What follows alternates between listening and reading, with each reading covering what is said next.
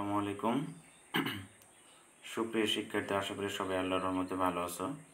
আজকে তোমাদের একটি গুরুত্বপূর্ণ প্যারাগ্রাফ নিয়ে আলোচনা করব।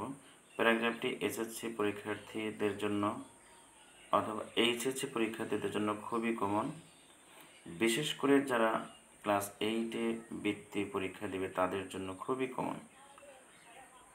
প্যারাগ্রাফটি হচ্ছে হাউ টু লার্ন ইংলিশ, কীভাবে আমরা ইংরেজি শিখব, অথবা হাউ টু ইমপ্রুভ ইংলিশ, কীভাবে ইংরেজিতে উন্নতি করব। English is an international language, ইংরেজি একটা আন্তর্জাতিক ভাষা।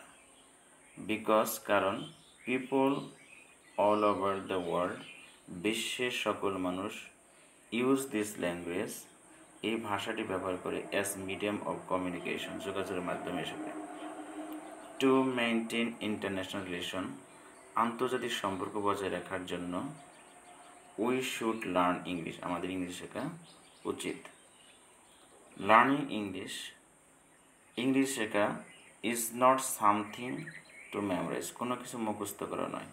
Rather it is something to acquire, এটা একটা অর্জন থ্রু কনস্ট্যান্ট প্র্যাকটিস, ধারাবাহিক চর্চার মাধ্যমে।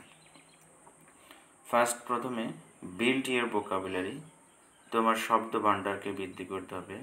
বাই লার্নিং নিউ ওয়ার্ডস, নতুন শব্দ শেখার মাধ্যমে এভরিডে, প্রতিদিন। অ্যান্ড ইউজিং, ব্যবহার করতে হবে দেম, সেগুলোকে ইন সেন্টেন্স, বাক্যের মধ্যে। লিসেন টু ইংলিশ সংস, ইংরেজি গান শুনতে হবে। ওয়াচ ইংলিশ মুভিস, ইংরেজি মুভি দেখতে হবে। অ্যান্ড রিড ইংলিশ বুকস, এবং ইংরেজি বই পড়তে হবে। টু ইমপ্রুভ ইউর আন্ডারস্ট্যান্ডিং, তোমার বোঝার ক্ষেত্রে। অ্যান্ড প্রোনাউন্সিয়েশন, উচ্চারণের জন্য। Speak as much as possible, কথা বললে ইংরেজিতে যতটুকু সম্ভব। ইভেন, এবং ইফ ইউ মেক মিস্টেক, যদিও তুমি ভুল করো। প্র্যাকটিস মেক্স পারফেক্ট, চর্চাই মানুষকে খাঁটি করে তোলে।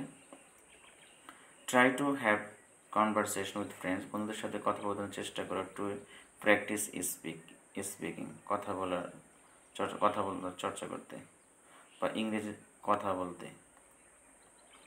ফাইনালি, পরিশেষে স্টে প্যাশেন্ট অ্যান্ড কনসিস্টেন্ট, পরিশেষে তুমি ধৈর্যশীল হও বা ধৈর্য ধরো। অ্যান্ড কনসিস্টেন্ট, এবং দৃঢ় মনোবল রাখো।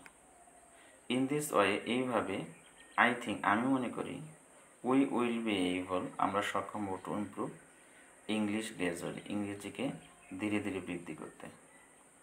ধন্যবাদ সবাইকে ভিডিওটি দেখার জন্য। যারা চ্যানেলে নতুন তারা অবশ্যই পরবর্তী ভিডিও পাওয়ার জন্য সাবস্ক্রাইব রাখবেন। ধন্যবাদ সবাইকে।